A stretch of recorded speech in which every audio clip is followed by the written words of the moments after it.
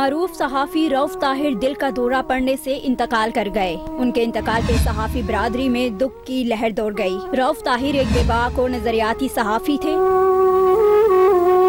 جنہوں نے ہمیشہ حق اور سچ کی آواز بلند کی، اور ان کی پوری زندگی جدوجہد سے عبارت تھی۔ ان کا صحافتی کیریئر کم و بیش نصف صدی پہ محیط تھا، اور بیرون ملک رہ کر بھی اپنا میگزین شائع کرتے رہے۔ وہ پاکستان کے بیشتر بڑے اخبارات سے منسلک رہے۔ رؤف طاہر ایک سکہ بند صحافی تھے، اور جمہوری نامہ کے نام سے لکھا گیا ان کا کالم خاص و عام میں مقبول تھا۔ رؤف طاہر 2013 میں DGPR ریلوے مقرر ہوئے اور پوری تندہی سے اپنی خدمات سر انجام دی۔ وہ 4 سال تک faculty of media and communication studies کے ساتھ بطور وزٹنگ پروفیسر منسلک رہے۔ رؤف طاہر کے انتقال پہ صحافتی اور سیاسی حلقوں نے گہرے رنج و غم کا اظہار کیا اور کہا ان کی خدمات کبھی بھلائی نہ جا سکیں گی۔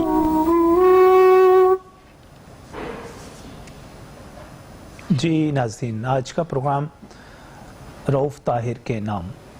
رؤف طاہر صحافت کا ایک بڑا نام، ایک دبنگ صحافی، ایک درویش صحافی۔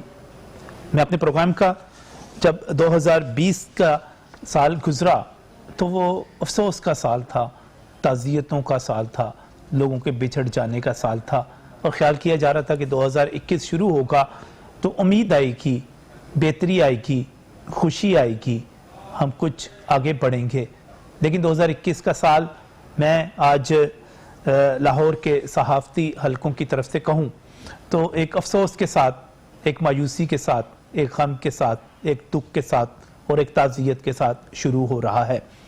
رؤف طاہر ایک ہو سکتا ہے کہ بہت ساروں کی نظر میں وہ ایک عام سے شخص ہوں، عام سے صحافی ہوں، لیکن وہ ایسے ہرگز نہیں تھے۔ وہ ایک دبنگ شخصیت تھے، وہ صحافت کی آبرو تھے، وہ حروف کی آبرو تھے، وہ نظریے کی آبرو تھے، اور جب میں ان کا زندگی بھر کا اپنے ساتھ کا ساتھ دیکھتا ہوں، میں انہیں آئین کا محافظ پاتا ہوں، میں انہیں جمہوریت کا محافظ پاتا ہوں، میں انہیں نظریہ پاکستان کا محافظ پاتا ہوں۔ رؤف طاہر صاحب کا تعلق بنیادی طور پر، آبائی طور پر بہاول نگر سے تھا، لیکن ان کی زندگی لاہور میں گزری۔ ایک طویل عرصے تک علامہ اقبال ٹاؤن میں ان کی رہائش رہی، کرائے کے گھر میں، اور اسی طرح جس طرح کوئی بھی نیک نام صحافی، با کردار صحافی اپنی زندگی گزار سکتا ہے، اسی طرح ان کی زندگی گزرتی رہی۔ نظریاتی تعلق بنیادی طور پر جماعت اسلامی سے تھا، لیکن جماعت اسلامی کے بعد میاں محمد نواز شریف سابق وزیر اعظم سے ان کا ایک گہرا تعلق قائم ہوا، اور لاہور میں وہ نوائے وقت سے جب وابستہ تھے، میری بنیادی دوستی، میری پہلی دوستی ان سے اس وقت ہوئی جب وہ ایک رپورٹر کے طور پر کام کر رہے تھے، اور پھر ان کا ایک کالم جمہور نامہ عوام کی آواز تھا، جمہوریت کی آواز تھا، اور جمہوریت پسندوں کی توانا آواز تھا۔ وہ نوائے وقت کے بعد انہوں نے مختلف ادارے جوائن کیے، لیکن ایک بڑی پیش رفت یہ ہوئی کہ وہ سعودی عرب چلے گئے، اور سعودی عرب میں جدہ سے نکلنے والے ایک بڑے اور بین الاقوامی معیار کے اردو میگزین کے ساتھ وابستہ ہو گئے۔ وہ اس کے مدیر کے طور پر کام کرتے رہے۔ مجھے بھی اس کے لیے لکھنے کا موقع ملا جب رؤف طاہر صاحب وہاں پر بطور ادیر، بطور ایڈیٹر وہاں پر اس کی ادارت کر رہے تھے، اور اسی دوران ان کا تعلق میاں نواز شریف سے، جو کہ بطور رپورٹر پاکستان میں بھی تھا، زیادہ گہرا ہو گیا۔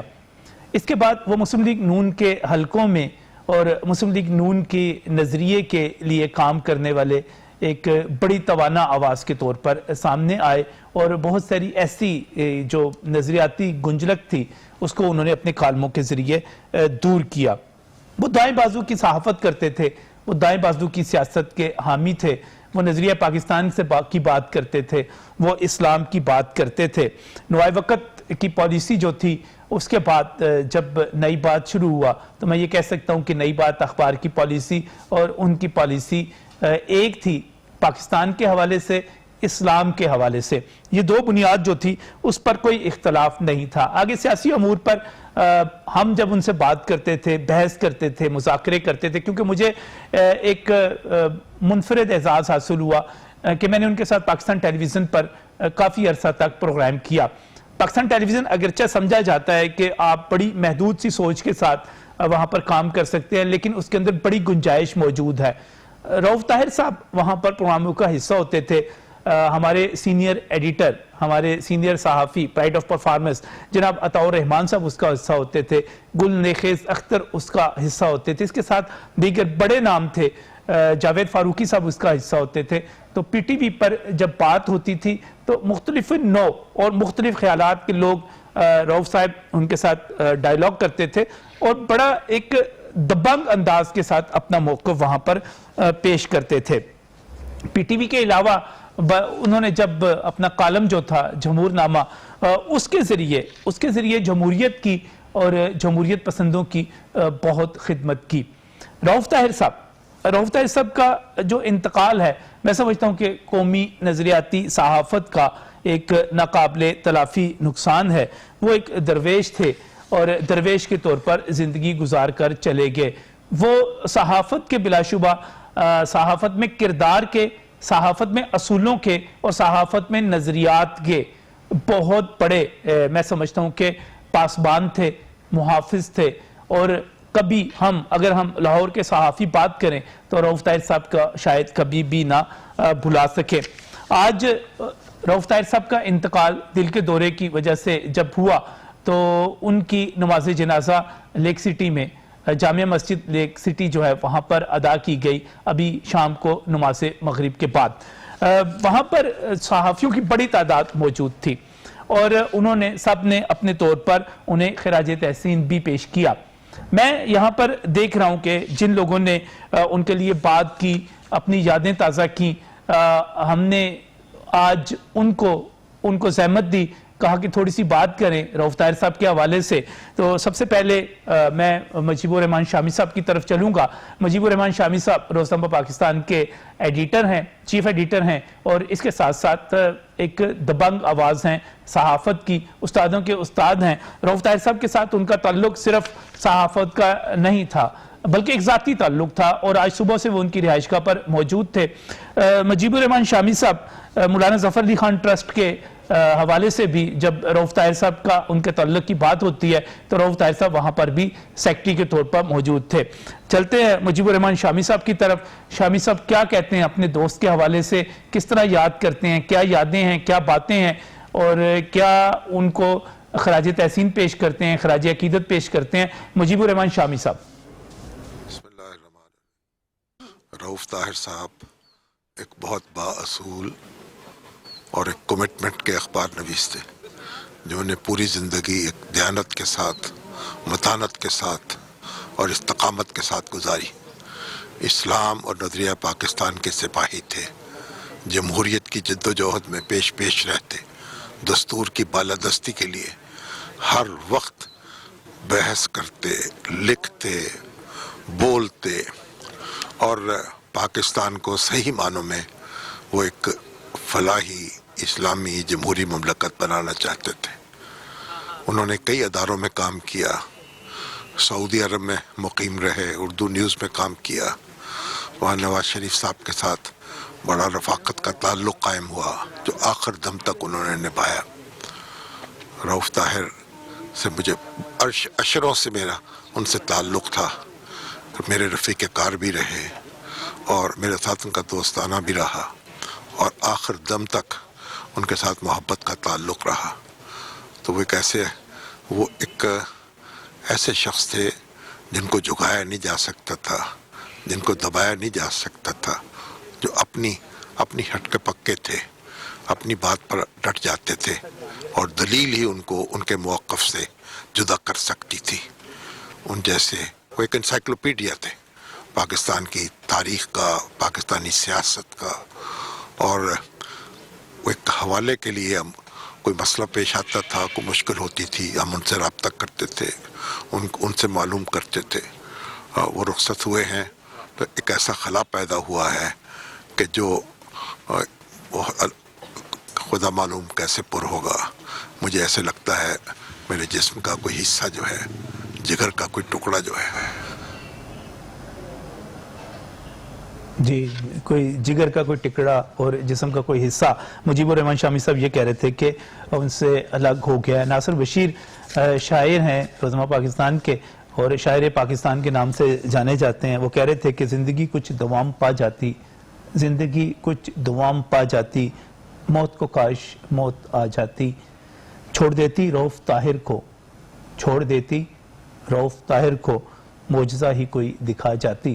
لیکن کل نفس ذائقۃ الموت, سب نے جانا ہے, کوئی جلدی چلا گیا, کوئی بعد میں قطار میں لگا ہوا ہے. جب رپورٹنگ کیا کرتے تھے تو اس وقت ہمارے ساتھ رؤف طاہر صاحب ہوا کرتے تھے. رؤف صاحب اسلام کے حوالے سے, پاکستان کے حوالے سے بہت جذباتی تھے, ایک ننگی تلوار تھے, اور ان کو خاص طور پہ جب اسلام کے خلاف بات ہوتی تھی, ختم نبوت کے حوالے سے کوئی مسئلہ پیدا ہوتا تھا, تو وہ ان کے اندر سے ایک, میں سمجھتا ہوں کہ ایک جماعت اسلامی کی وہ بنیادی تربیت وہ سامنے آ جاتی تھی, ایک ذہن سامنے آ جاتا تھا جو اسلام کے حوالے سے ہے. آج فرید پراچا صاحب موجود تھے. فرید پراچا صاحب نے نماز جنازہ میں بھی شرکت کی, اور پراچا صاحب نے رؤف طاہر صاحب کے بارے میں کیا کہا, آئیے وہ سنتے ہیں. رؤف طاہر صاحب انتہائی اچھے نفیس انسان, صحافی بھی وہ بہت ہی اعلیٰ پائے کے, کالم نگار بڑے شاندار, اور سچے پاکستانی, اسلام سے محبت, دین سے محبت, انسانیت سے محبت. ایک ایسے انسان تھے کہ جن کا اٹھ جانا بہت بڑے ایک نقصان کے ساتھ ہے. یہ صرف صحافی برادری کا نہیں, تمام ان کے دوستوں کا. میرا ان کے ساتھ تعلق کوئی 55 سال کا ہے. جب وہ ہارون آباد میں تھے اور اسلامی جمعیت طلبہ کے وہاں ناظم تھے, اس وقت سے ان کے ساتھ رابطہ ہے. پھر وہ سعودی عرب رہے تو وہاں بھی جتنی مرتبہ بھی میں گیا ان کے ساتھ ہر دفعہ ملاقات. تو ایک ایسے انسان تھے کہ جن کے بارے میں یہ کہا جا سکتا ہے کہ ایسے انسان برسوں کے بعد پیدا ہوتے ہیں اور برسہ برس یاد رکھے جاتے ہیں. ان کو ہمیشہ تمام وہ لوگ جو ان کو قریب سے جانتے ہیں ہمیشہ اپنے دل کی دھڑکنوں کے پاس محسوس کریں گے. جی بالکل, جو لوگ ان کو قریب سے جانتے ہیں اپنی دل کی دھڑکنوں کے قریب محسوس کرتے ہیں. رؤف طاہر صاحب سے جو تعلق رہا وہ میرا جو تھا وہ رپورٹنگ کے حوالے سے رہا. جب میں نے اپنی جرنلزم کا آغاز کیا روزنامہ خبریں سے, تو رؤف طاہر صاحب اس وقت نوائے وقت میں ہوا کرتے تھے, اور نوائے وقت میں جب وہ ہوتے تھے تو اس وقت وہ جو بیٹ کرتے تھے, مجھے بھی وہی بیٹ ملی. پھر ان سے رابطہ استوار ہوا, اس کے بعد وہ بیٹ سلمان غنی صاحب کے پاس آ گئی. سلمان غنی صاحب ایک بڑا نام ہے صحافت کا. اس وقت میں سمجھتا ہوں کہ جب میں اپنی یادیں تازہ کرتا ہوں تو سلمان غنی صاحب کی بات کر لی جائے, اشرف ممتاز صاحب کی بات کر لی جائے, پرویز بشیر صاحب کی بات کر لی جائے, یا اس طرح خواجہ فاروق سعید کی بات کر لی جائے, لاہور میں صحافت کے جو بڑے نام ہیں جو رپورٹنگ سے آگے بڑھے, جنہوں نے پہلے رپورٹنگ کی, جرنلزم کو بنیادی طور پر ایک ورکر کے طور پہ کیا, تو رؤف طاہر کے ساتھ بھی ایک ورکر والا تعلق تھا, ایک کارکن والا تعلق تھا. ہم کارکن, ہم عامل صحافی تھے. انہی میں سے ایک نام سلمان غنی کا ہے. سلمان غنی صاحب اس وقت دانشور ہیں, تجزیہ کار ہیں, بڑے صحافی ہیں, لیکن اپنے دوست کی نماز جنازہ میں, پرانے دوست کی نماز جنازہ میں وہ شریک تھے. تو سلمان غنی کیا کہتے ہیں رؤف طاہر صاحب کے بارے میں, کس طرح یاد کرتے ہیں, آئیے اس کی طرف چلتے ہیں. دیکھیں, زندگی کا سفر موت پہ اختتام پذیر ہوتا ہے, اور غیر معمولی حیثیت اور اہمیت کے حامل وہ لوگ ہوتے ہیں جنہیں لوگ ان کے دنیا میں جانے کے بعد انہیں یاد کرتے ہیں. رؤف طاہر ایک غیر معمولی صحافی تھا, ایک غیر معمولی انسان تھا, درد دل رکھنے والا تھا, ایک سچا صحافی تھا, ایک پکا پاکستانی تھا, اور ان کے خیالات, ان کے جذبات, ان کے احساسات میں یکسو اور سنجیدہ تھا. آخری دم تک وہ شخص محنت کرتا رہا. اگر اسے یہ کہا جائے کہ وہ سراپے جدوجہد تھا تو یہ بات بالکل حق اور سچ پہ مبنی ہے. اور اس شخص نے, اگر کسی ایک جرنلسٹ کے بارے میں لاہور میں یہ کہا جائے کہ یہ درویشانہ خصوصیات کا عمل تھا تو وہ رؤف طاہر تھا. اللہ تعالیٰ ان کی منزلیں آسان کرے, ان کے اہل خانہ کو صبر اور حوصلہ دے. دیکھیں جی, سلمان غنی کہہ رہے تھے کہ آج ہم لاہور میں کسی کے بارے میں یہ کہیں کہ وہ درویش ہے, درویشانہ جو ہے صلاحیتوں کا حامل ہے, تو یہ بڑا مشکل کام ہے. واقعی آج کے دور میں کسی کے کردار کی گواہی دے دینا, اور خاص طور پہ ہم جس پیشے سے تعلق رکھتے ہیں, صحافت کے پیشے کی میں بات کر رہا ہوں, اگر ہم اسی طرح وکالت کے پیشے کی بات کر لیں, ہم اسی طرح پولیس کے پیشے کی بات کر لیں, تو بہت سارے لوگ اس پیشے میں اس لیے آتے ہیں کہ وہ طاقت کا حصول کر سکیں, وہ طاقتور ہو سکیں, اس طاقت کا استعمال کر سکیں. لیکن بہت کم لوگ ایسے ہوں گے جو اس لیے اس پیشے میں آئیں کہ وہ سچ بات کی, جس کو وہ سچ سمجھے, جس کو وہ حق سمجھے, اس سچ اور حق کی آبیاری کر سکیں. رؤف طاہر صاحب کو بلا شبہ لاہور کا ایک درویش صحافی کہا جا سکتا ہے. ایسا صحافی بہت کم ہے, میں یہ نہیں کہتا کہ نہیں ہے, اس وقت بھی لاہور میں ایسے بہت بڑی تعداد میں صحافی موجود ہے جن کے اخلاق کی, جن کے کردار کی اور جن کے الفاظ کی گواہی دی جا سکتی ہے. رؤف طاہر صاحب کے حوالے سے جب ہم آج بات کر رہے ہیں تو میں بہت ہی مشکور ہوں جناب عطاء الرحمان جو کہ گروپ ایڈیٹر ہیں نئی بات میڈیا گروپ کے. بہت بہت شکریہ عطاء الرحمان صاحب نے ہمیں یہاں پر پروگرام میں جوائن کیا ہے. جب ہم نظریے کی بات کرتے ہیں تو آپ کی نظریاتی میں سمجھتا ہوں کہ رفاقت کی بات کر لی جائے, صحافتی رفاقت کی بات کر لی جائے, ایک لمبی رفاقت ہے عطاء الرحمان صاحب. اگر ہم رؤف طاہر صاحب کے باول نگر سے ہارون آباد سے لے کے اب تک کے سفر کی بات کریں تو کچھ یادیں, کچھ باتیں میں چاہوں گا کہ آپ بھی ہمارے ساتھ شیئر کریں. شکریہ نظم صاحب. لاہور کے بلکہ پاکستان کے سینئر صحافیوں میں اگر رؤف طاہر مرحوم و مغفور کی زندگی کا جائزہ لیا جائے, اس کو کردار کو پرکھا جائے تو اس کی 3 جہتیں فوری طور پر سامنے آ جاتی ہیں. ایک تو ایک باغ و بہار شخصیت تھی, بزرہ سائن سے ماشاءاللہ ایسی گفتگو اور ایسا نقطہ نکال کے لاتے تھے, بیٹھتا تھا اس کو ایک کشت زعفران میں تبدیل کر دیتا تھا. اور بہت اس میں بھی جب وہ مزاح پیدا کرتا تھا اپنی گفتگو میں تو شائستگی اور تہذیب اور دوسروں کے پاس و لحاظ کے ساتھ وہ گفتگو کرتا تھا. یہ اس کو بڑا کمال حاصل تھا. اس کی صحافتی شخصیت کا دوسرا پہلو یہ ہے کہ بہت زیادہ نظریاتی تھا. اس نے اپنے نظریے پر کبھی سمجھوتا نہیں کیا. مفکر اسلام مولانا سید ابو الاعلی مودودی کے افکار و خیالات سے وہ عنفوان شباب میں متاثر ہوا, اور جیسے آپ نے کہا ہے کہ وہ باول نگر سے سفر کرتا ہوا لاہور آیا اور اسلامی جمعیت طلبہ کے دریچوں سے ہوتا ہوا وہ ایوان ہائے صحافت میں جا پہنچا اور وہاں پر اپنا نام کمایا. لیکن اس سارے سفر کے دوران اس کی جو نظریاتی وابستگی تھی اس میں کسی قسم کی کمی نہیں آئی. وہ اس میدان پر میں کھڑا رہا اور پوری طرح اپنا موقف, اپنا مقدمہ. جماعت اسلامی میں تنقید بھی, جب تنقید کی بات ہوئی اور اختلاف کی بات ہوئی, تنقید بھی ٹکا کے کی انہوں نے. اور تنقید ظاہر ہے, نظریاتی آدمی جو ہوتا ہے وہ مقلد نہیں ہوتا, اس کا ذہن کھلا ہوتا ہے, وہ نظریاتی ایک سائنسوں میں دیکھتا ہے, وہ کسی خاص شخصیت کے ساتھ وابستگی کے اظہار کے حوالے سے نہیں دیکھتا. اور یہ اس کی خوبی تھی. اور اس کی شخصیت کا, صحافتی شخصیت کا تیسرا پہلو یہ تھا کہ وہ جمہوریت اور آئین کی بالادستی کے ساتھ پوری طرح گہری طور پر وہ وابستگی بھی رکھتا تھا اور اس کا اظہار میں بھی کمی نہیں آنے دیتا تھا. نہ اپنے کالموں میں, نہ اپنے ٹی وی پروگرام میں, اور نہ محفل یاراں میں وہ اس کے ایک ہی خیالات ہوتے تھے. وہ نظریاتی تھا, وہ جمہوریت پسند تھا, وہ آئین دوست تھا, اور جس چیز کو آپ نے اپنے انٹرو میں بیان فرمایا کہ وہ ایک درویش آدمی تھا, دیانتدار انسان تھا. تو یہ ساری خوبیاں اس کی.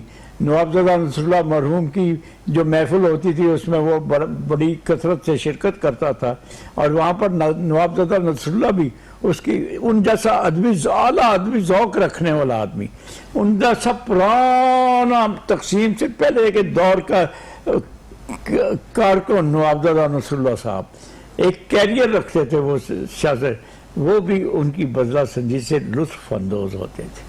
اور ماشاءاللہ میں یہ دیکھ رہا کہ رؤف طاہر صاحب کی جو یادداشت تھی وہ کمال کی تھی, اور واقعات کو جس صحت کے ساتھ اور جس تفصیل کے ساتھ اور جس سند کے ساتھ بیان کرتے تھے وہ کمال ہوتا تھا. اس کی وجہ اس کی کمٹمنٹ تھی نا. جی اس کی میں جس کو ہمارے یہاں پیشہ ورانہ کہتے ہیں کہ وقتی طور پر کچھ نوٹس حاصل کر لیے، ہاں جی، وقتی طور پر کچھ معلومات جمع کر لیں اور اس کی بنا پر ایک رائٹ اپ تیار کر لیا، اس کے بعد اللہ تیری جاری، یہ کیفیت نہیں تھی اس کی.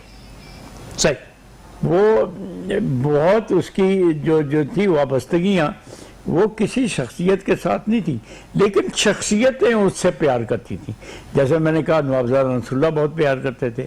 میاں نواز شریف وہ جدے میں رہا، نواز شریف کے ساتھ اس کی بہت محفلیں ہوئیں، ان کا ذکر بھی سناتے رہے، اور نواز شریف صاحب بھی ہمارے سامنے ذکر کیا کرتے تھے، اور اس کے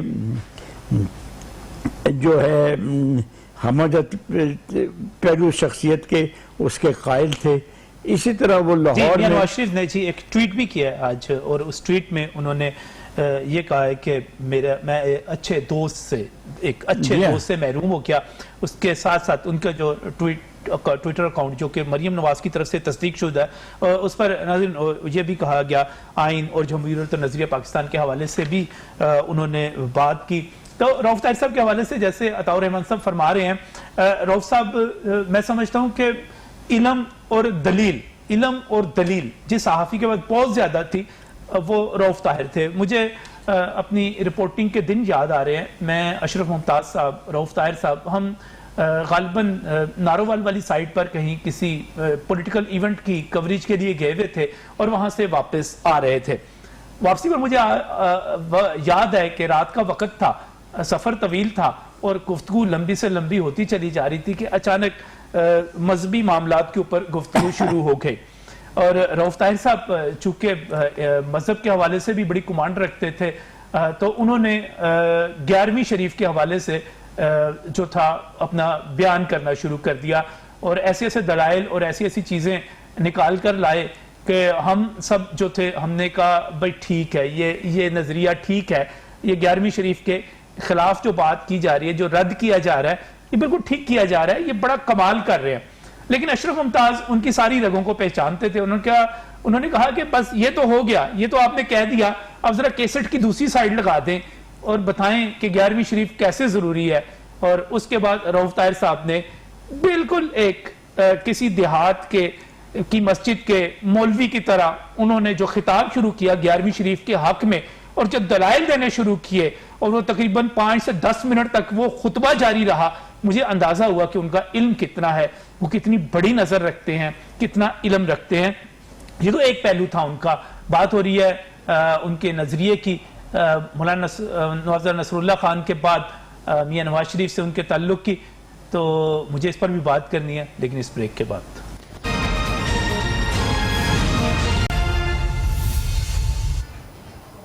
جی ناظرین، بات ہو رہی ہے رؤوف طاہر صاحب کے حوالے سے ایک بڑا نام، اور جب ہم کہتے ہیں کہ اس دور میں کوئی باکردار نظریاتی صحافی باقی نہیں رہا، تو میرا دل کرتا ہے کہ میں ایسے بہت سارے لوگوں کو اٹھا کر سامنے لاؤں جو اس وقت بھی رزق حلال کما رہے ہیں، حق بات کہہ رہے ہیں، اور ان میں رؤوف طاہر صاحب ایک بڑی مثال تھے. میرا رؤوف طاہر صاحب کے ساتھ جو تعلق رہا وہ رپورٹنگ سے شروع ہوا. ہم اسی شہر کی سڑکوں پر موٹر سائیکل پر گھوما کرتے تھے. اشرف ممتاز صاحب ہوا کرتے تھے اور اشرف ممتاز کے ساتھ موٹر سائیکل پر رؤوف طاہر صاحب ہوا کرتے تھے، اور کبھی ایک طرف کبھی دوسری طرف، کبھی نواب زادہ نصر اللہ خان کی طرف اور کبھی پیپلز پارٹی کی طرف اور کبھی نواز لیگ کی طرف. پھر میرا جو ان سے ایک اور تعلق بھی رہا کہ وہ مجھ سے پہلے پاکستان ریلویز کے ڈائریکٹر جنرل پبلک ریلیشنز رہے. وہاں پر انہوں نے ریلوے میں جو بہتری آ رہی تھی اس پر انہوں نے بہت بات کی. پھر ہم پی ٹی وی پر اکٹھے کام کرتے رہے، اور پی ٹی وی پر جب ہم کام کرتے تھے وہاں پر پروگرام کرتے تھے، وہاں پر رائے دیتے تھے. تو عطاء الرحمان صاحب میرے ساتھ یہاں پر اسٹوڈیوز میں موجود ہیں. عطاء الرحمان صاحب بھی ان پروگراموں کا حصہ ہوا کرتے تھے، اور اس کے باوجود یہ کہا جاتا ہے کہ صرف سرکار کی بات ہوتی ہے. بڑی دلچسپ بات ہے، جاوید فاروقی صاحب وہاں ہوتے تھے، اختلافی باتیں بھی ہوتی تھیں، نقطے بھی اٹھائے جاتے تھے اور پھر ان کو سلجھایا بھی جاتا تھا. ایک بڑا خوبصورت دور تھا وہ. عطا صاحب یاد کرتے ہیں اس دور کو؟ جی وہ دور اس لحاظ سے بہت دلچسپ تھا کہ ہم نے کبھی سرکار کا سکہ بند نظریے کی تشریح یا تشہیر نہیں کی. ہم جو معروضی سیاسی حالات ہوتے تھے ان پر تبصرہ کرتے تھے، اور اس تبصرے میں کی زد میں اگر کوئی آ جاتا تھا تو وقت کی حکومت ہوتی تھی یا وقت کی اپوزیشن ہوتی تھی، یا کوئی اس کو معاف نہیں کیا جاتا تھا. کسی کا کمزور پہلو کو اس کی طاقتی بنایا جاتا تھا، نہ اس کو ڈیفینڈ کیا جاتا تھا، بلکہ اس میں راہ دکھائی جاتی تھی کہ یہ بہتر طریقہ ہے، اس کو اختیار کیا جائے۔ میں ابھی آپ سکرین پر دیکھ رہے ہیں کہ سابق وزیر اعظم محمد نواز شریف نے ایک ٹویٹ کیا، اس ٹویٹ میں انہوں نے کہا کہ میں اپنے ایک دوست سے، ایک اچھے دوست سے محروم ہو گیا ہوں، اور اس کے ساتھ ساتھ انہوں نے رؤف طاہر صاحب کی نظریاتی صحافت کی بات کی ہے، آئین کی پاسبانی کی بات کی ہے، جمہوریت کی پاسبانی کی بات کی ہے، اور دعا کی ہے کہ اللہ تعالیٰ انہیں جوار رحمت میں جگہ دے۔ نواز شریف کا ٹویٹ تو آ گیا، لیکن مجھے معذرت کے ساتھ کہنا ہے کہ یہ جنازہ ہو رہا تھا، یہ جاتی عمرہ سے چند کلومیٹر کے فاصلے پر لیک سٹی کی جامعہ مسجد میں ہو رہا تھا۔ ایک چوک ہے چھوٹا سا بیچ میں، چند کلومیٹر دور ہے جاتی عمرہ، اور نواز شریف کا ٹویٹ آ گیا، لیکن جنازے میں دوستوں کا ساتھ نبھانے والے دھڑے بند بندے کے طور پر مشہور سعد رفیق کے علاوہ کوئی مسلم لیگی وہاں پر نظر نہیں آیا۔ رؤف طاہر صاحب پوری زندگی بھر، میں اشروں کی بات کرتا ہوں، نواز شریف کا مقدمہ لڑتے رہے، نواز شریف کی سیاست کی بات کرتے رہے، آج بھی وہ ان کی بات کرتے ہیں، لیکن جب ان کا یہ دوست جس کے لیے نواز شریف کا ٹویٹ بھی آیا ہے، وہ جب اپنی آخری منزل کی طرف جا رہا تھا تو جاتی عمرہ سے کوئی نمائندگی نہیں تھی وہاں پر۔ مسلم لیگ نون کا سعد رفیق کے سوا، خواجہ سعد رفیق کے سوا، جن کا شاید ایک ذاتی تعلق بھی ہوگا جب ریلوے میں ان کے ساتھ رہے، اس کے سوا کوئی بندہ وہاں پر موجود نہیں تھا۔ اس موقع پر خواجہ سعد رفیق نے کیا کہا، کس طرح خراج عقیدت پیش کیا، وہ سنتے ہیں۔ الرحمن الرحیم۔ رؤف طاہر صاحب کو میں دہائیوں سے جانتا ہوں، وہ ایک مرد درویش تھے، اور وہ نظریہ پاکستان کے ساتھ ان کی کمٹمنٹ لازوال تھی، اور اسی طرح وہ محب وطن بھی تھے ایک بہت بڑے، اور محب اسلام بھی تھے۔ D G public relation Pakistan railways کے طور پہ انہوں نے اور میں نے اکٹھے کام کیا ہے۔ انہوں نے نہایت دیانتداری کے ساتھ، بڑی محنت کے ساتھ اپنے کام کو انجام دیا۔ سب سے بڑی بات یہ ہے کہ وہ جو کہتے تھے ڈنکے کی چوٹ پہ کہتے تھے، اور جو لکھتے تھے وہ دل کی بات کو زبان پہ لانا جانتے تھے۔ وہ ایک بہادر شخص تھے، مجھے تو انہیں تھے کہتے ہوئے میرے دل پہ ہاتھ پڑتا ہے، وہ ایک بڑے آدمی تھے۔ جی، ایک بڑے آدمی تھے۔ عطا رحمان صاحب، ٹویٹ آ گیا نون لیگ سے، جاتی عمرہ سے کیپٹن صفدر، کسی کی ڈیوٹی لگا دی جاتی، کوئی آ جاتا، شاید کل پرسوں گھر میں، اب ہم جب بات کریں گے اس کو اٹھائیں گے، میں تو اس پہ کالم بھی لکھوں گا کہ اس بے مروتی پہ، اس ناقدری پہ زندگی بھر ان تعلق نبھاتے رہے، اور آخر میں تعلق نبھانے کوئی نہیں آیا۔ اس بے مروتی نے نون لیگ کو ہمیشہ نقصان پہنچایا ہے، صحیح، اور وہ اتنا پاس و لحاظ لوگوں کا نہیں کرتے، خاص طور پر اگر ان کی غیر معمولی گلیمر نہ ہو تو ان کے ہاں آنا جانا اور ان کے غم و درد میں شریک ہونا۔ لیکن یہ بات نواز شریف صاحب کی ذاتی طور پر نہیں تھی۔ رؤف طاہر صاحب کی ایریا کا انتقال ہوا، نواز شریف صاحب ذاتی طور پر ان کے گھر چل کر آئے، ان کی ایریا بھی تشریف لائی، مرحومہ مغفورہ۔ لیکن باقی جو نون لیگ ہے وہ ان چیزوں سے کچھ ماورا معلوم ہوتی ہے، اور جیسے میں نے اس سے کہا، یہ باقی چھوڑیے کہ اخلاص کیا ہوتا ہے، خدا کا حکم کیا ہے، یہ ان کی پبلک ریلیشن میں بھی ان کو نقصان پہنچاتی ہے۔ وہ میاں نواز شریف گئے، ان کی اہلیہ کے انتقال پر گئے تو پتہ نہیں، مجھے وہ ایک پنجابی کی مثال یاد آ جاتی ہے، اور پتہ نہیں یہ اس وقت مجھے کہنا بھی چاہیے کہ نہیں چاہیے، کہنے نے تھانے دار دی ماں مری تے پورا پنڈ آیا، جب تھانے دار خود مریا تو پھر کوئی نہ آیا۔ ہمارے یہاں کا کلچر ہے، ہاں جی، ہمارے یہاں کا کلچر ہے۔ دیکھیے، میں جنازے میں شریک تھا اور میں دیکھ رہا تھا رؤف طاہر کے ذاتی دوستوں کی کثرت تھی وہاں پر، جو ان کے ساتھ ذاتی خلوص کا تعلق رکھتے تھے۔ وہ اس کا حلقہ یارام بہت وسیع تھا، اور تھوڑے نوٹس پر، اور لیک سٹی جیسے جاتی عمرہ کے بالکل ساتھ رائیونڈ کے پاس ہے جگہ، وہ لوگ چل کر آئے تھے، اس کے دوست چل کر آئے تھے، ہر کوئی غم زدہ تھا، ہر کوئی اپنے اپنے جذبات کا اظہار کر رہا تھا، زبان سے نہیں تو چہرے اور آنکھوں سے آیا تھا۔ رؤف طاہر نے ایک زندگی ایسی گزاری ہے جس میں وہ لوگوں کے، خود بھی لوگوں کے دکھ درد میں शरीक होता था। मैं आपको बताऊं, पिछले साल मुझे सख्त बीमारी का सामना करना पड़ा, तो रऊफ ताहिर उन मेरे ज़ाती और सहाफ़ती दोस्तों में था जिसने मेरी खबर गिरी की इंतहा कर दी। हर तीसरे दिन घर आता था, अस्पताल जाता था, घंटा घंटा मेरे पास बैठता था, गुफ्तगू का और बीमारी का जिक्र कम करता था, क्या कहा वो गुफ्तगू ज्यादा जी माशाल्लाह उनका जो थे ना वो शुगुफ्तगी जो थी वो ठीक ठाक किस्म की होती थी। और ऐसे ही हमारे मैं थोड़ा सा चलना चाह रहा हूँ, बहुत सारे लोग जो हैं उनकी हमने चीजें रिकॉर्ड की हुई हैं, जैसे कि गुल, जब हम कहके की बात करते हैं, खुशी की बात करते हैं, तो लाहौर में मज़ाहिया लिखने में एक बड़ा मुकाम है गुल नखेज़ अख्तर का। गुल नखेज़ अख्तर का भी रऊफ ताहिर साहब के साथ एक बड़ा मोहब्बत का ताल्लुक रहा। वो क्या कहते हैं रऊफ ताहिर साहब के बारे में, आइए चलते हैं, सुनते हैं। रऊफ ताहिर साहब के साथ मेरा ऐसा ताल्लुक था जैसे किसी दोस्त का होता है। और सच्ची बात है, हमारी उम्रों में फ़र्क के बावजूद हमने इतनी जगह इकट्ठे हमने शरारतें की। रऊफ साहब के साथ मैं सरकारी टीवी पे एक प्रोग्राम करता था, वहाँ उसकी रिकॉर्डिंग में, उसकी रिकॉर्डिंग से पहले, उसके बाद मुख्तलिफ महफ़िलों में, दोस्तों की महफ़िलों में हम दोनों एक दूसरे को, आप यकीन करें, तंग करते रहते थे। और मुझे उनकी डेथ पर मुझे इतना अफसोस है कि मेरा एक बहुत प्यारा, मेरा बहुत शरारती दोस्त मुझसे छिन गया।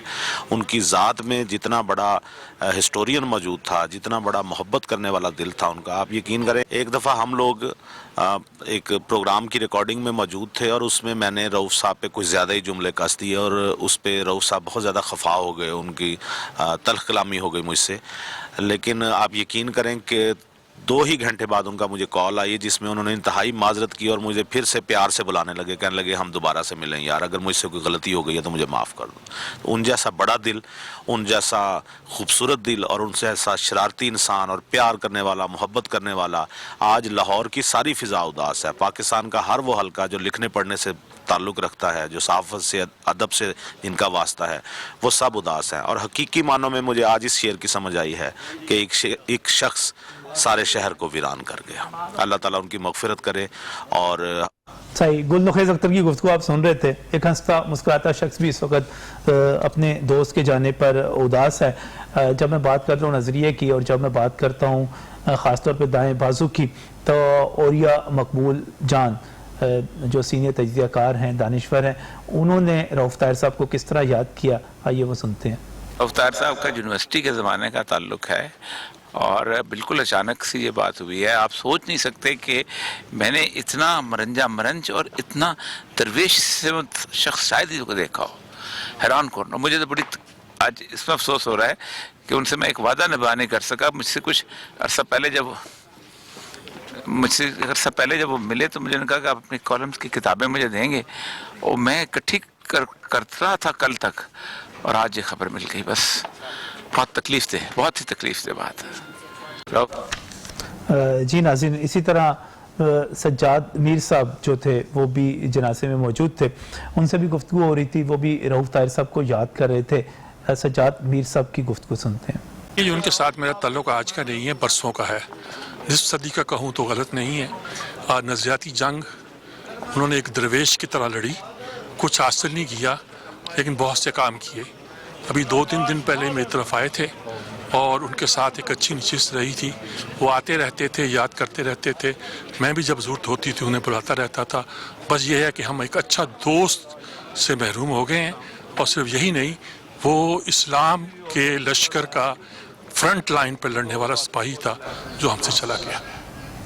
जी नाज़रीन, यही ना समझिएगा कि मैं औरिया मकबूल जान की, सज्जाद मीर साहब की बात कर रहा हूँ, तो ये कोई बुज़ुर्गों में मकबूल थे, नौजवानों में और जवानों में मकबूल थे।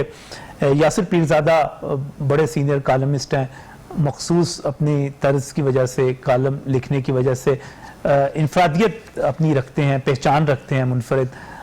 यासिर पीरज़ादा ने जिस तरह उनको खराजे अकीदत पेश किया, वो सुनिए ज़रा। रऊफ साहब के साथ हमारी बहुत सी यादें वाबस्ता हैं।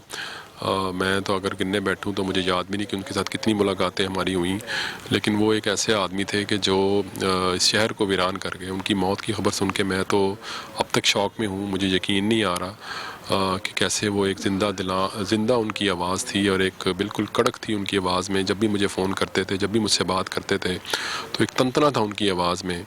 میں رسمن نہیں کہہ رہا، لیکن جس طرح ہم کہتے ہیں نا کہ اب ہماری جو محفلیں ہیں دوستوں کی، ان میں ان کو ایسے مس کیا جائے گا جیسے شاید کسی اور کو کبھی نہیں کیا جا سکتا. جس کسی سے بھی میں نے یہ خبر شیئر کی اور وہ مجھے انہوں نے مزید اس بات کا اظہار کیا کہ وہ بھی ایسے ہی ان کے ساتھ بالکل واقعات اور ان کے ساتھ جو ان کی لمحات بیتے تھے رؤف صاحب کے ساتھ، انہی کا وہ حوالہ دیتے تھے. مجھے یہ کہنے میں کوئی عار نہیں کہ رؤف طاہر صاحب جیسا نظریاتی آدمی، اپنے نظریات پر کاربند رہنے والا، اس جمہوریت اور آئین کی خاطر ڈٹے رہنے والا آدمی بہت کم میں نے دیکھے ہیں، اور he was one of them. وہ ایک ون مین آرمی تھے، اور ان کی موت سے یہ شہر جو ہے نہیں، صرف شہر ہی نہیں بلکہ یہ ملک بھی ویران ہو. جی ناظرین، یہ گفتگو ہے بہت سارے لوگوں کی باقی ہے، وہ بھی سنائیں گے آپ کو. عطاء الرحمان صاحب کیا کہتے ہیں مزید بتائیں گے، لیکن اس بریک کے بعد.